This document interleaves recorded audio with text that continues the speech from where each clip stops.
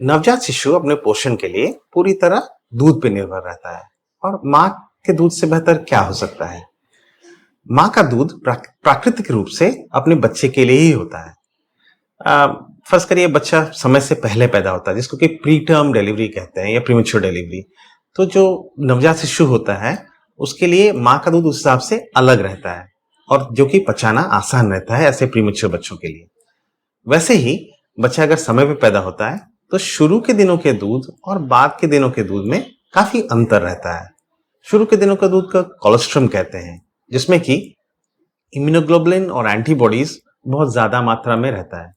ये इम्यूनोग्लोबुलिन और एंटीबॉडीज बच्चे को इन्फेक्शन से लड़ने की क्षमता देती है जो कि आमतौर पे छोटे बच्चों में नहीं रहती है।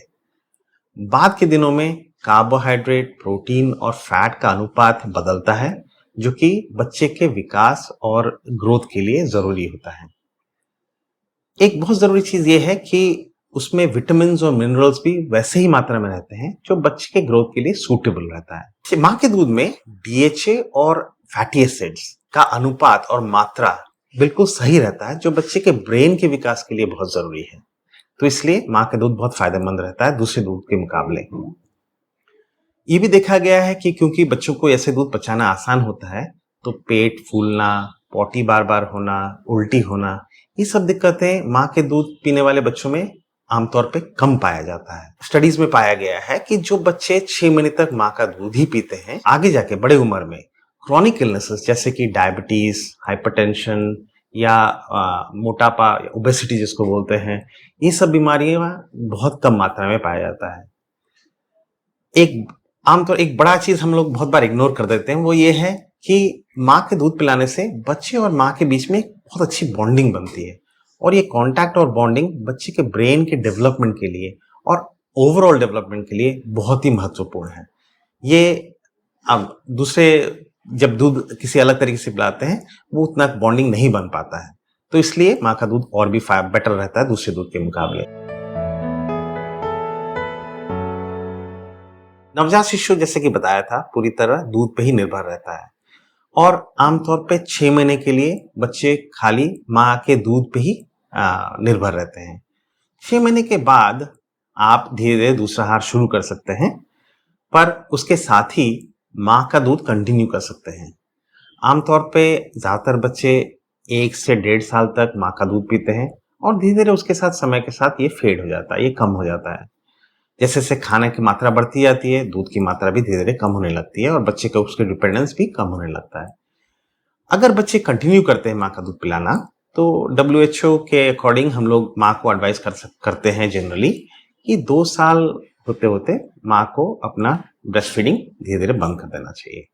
6 महीने के बाद बच्चों का ग्रोथ खाली दूध पे सस्टेन नहीं हो सकता, इसलिए हम बाहर का आहार शुरू करने के लिए एडवाइस करते हैं जिसको कि वीनिंग बोला जाता है। इसके साथ ही आप बच्चे के विकास में भी बहुत बदलाव आते हैं जो ये सब में मदद करते हैं। आपने नोटिस किया होगा कि बच्चे जनरली 6 महीने के बाद या 6 महीने आते आते हर चीज अपने मुंह में डालने लगते हैं, अपना उंगली लेके या कोई भी चीज मिले अपने मुंह में डालते हैं। इसको बोलते हैं ओरल फेज ऑफ डेवलपमेंट। बच्चे 6 महीने तक जनरली लिक्विड निगलना तो जानते हैं पर कोई सेमी सॉलिड या सॉलिड निगल नहीं पाते हैं और ये धीरे धीरे अगले 5-6 महीने में वो सीखते हैं समय के साथ। दांत का डेवलपमेंट और चबाना जो है वो सबसे आखिरी में आता है। तो ये जो चेंजेस आते हैं इस 6 महीने के बाद बच्चों में ये इसको ध्यान रखते हुए हम वीनिंग उसी हिसाब से इंट्रोड्यूस करते हैं।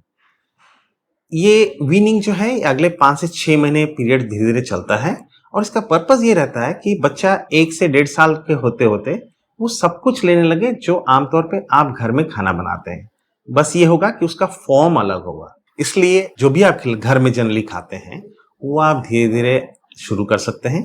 बस ये है कि वो जनरली सेमी लिक्विड या लिक्विड फॉर्म में होना चाहिए और धीरे धीरे जैसे जैसे बच्चा निगलना सीखता है आप धीरे धीरे उसको गाढ़ा करके सेमी सॉलिड और सॉलिड फॉर्म में ला सकते हैं। गले में अटकने वाली चीजों को अवॉइड करना चाहिए क्योंकि ये शुरू शुरू में बच्चों को स्वॉलो करने में मुश्किल होती है।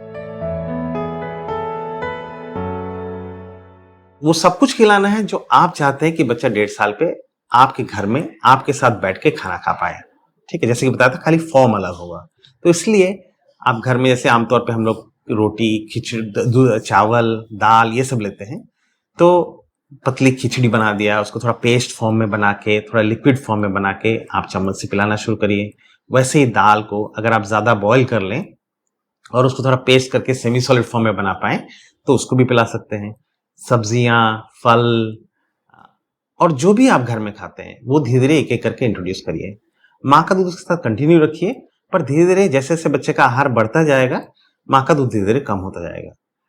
अगर आप वेजिटेरियन हैं, तो जनरली आपका प्रोटीन का सोर्स सारे सीड्स रहते हैं, जैसे कि सब हर टाइप का दाल, चना, छोला, राजमा, मटर, ये सबको आप पेस्ट बना के बच्चे के आहार में आधे मिला के खिचड़ी में बना के मिला के दे सकते हैं या अलग से भी बना के दे सकते हैं। वैसे ही जो भी आप सब्जी खाते हैं उसका सूप बना दीजिए या उसका थोड़ा पतला पेस्ट बना दीजिए और बच्चे को खिलाइए। जनरली नट्स और एग के लिए एलर्जी पाया जाता है। अगर आपके फैमिली में ऐसा हिस्ट्री है, तो जब आप ऐसे आहार इंट्रोड्यूस करते हैं, तो ध्यान रखिए कि अगर कोई साइंस या सिम्पटम्स आता है एलर्जी का, तो तुरंत अपने डॉक्टर से परामर्श करें और उनकी सलाह लें। आमतौर पे बहुत सारे माँ ये प्रॉब्लम लेके आते हैं कि बच्चा फीड तो करता है, पर थोड़ी देर करता है, उसके बाद सो जाता है और फिर 1 घंटे बाद उठ के रोने लगता है। This is completely normal. बच्चों का सैटिस्फैक्शन सेंटर यानी कि जैसे जिसको हम बोलते हैं हमारा पेट भरा हुआ लगता है, वो सेंटर बहुत जल्दी स्टिमुलेट हो जाता है। तो थोड़ा-सा दूध पीने के बाद बच्चों को लगता है उनका पेट भर गया और इसलिए वो सो जाते हैं। आपको कोशिश ये करना चाहिए कि कम से कम 8 से 10 मिनट बच्चा अच्छे से कंटिन्यूअसली ब्रेस्ट फीडिंग करे, उसके बाद 2 से 3 घंटा सो पाए। इससे आपको भी रेस्ट मिलता है, माँ को भी रेस्ट मिलता है और बच्चे को भी रेस्ट मिलता है और ये रेस्ट बहुत ज़रूरी है बच्चे की ग्रोथ के लिए। नॉर्मली बच्चे 18 से 20 घंटा सोते हैं और बाकी के टाइम फीड करते हैं या थोड़ा-सा जगते हैं। दिस इज़ वेरी नॉर्मल और सोना उनके लिए, उनकी ग्रोथ के लिए इक्वली ज़रूरी है। उसके बाद ज़रूरी है टेम्परेचर। ये ध्यान रखना है कि बच्चा कभी भी ठंडा नहीं पड़ना चाहिए। ये भी ज़रूरी है कि माँ जिस रूम में बच्चे के साथ रह रही हैं, वो भी कंफर्टेबल हो।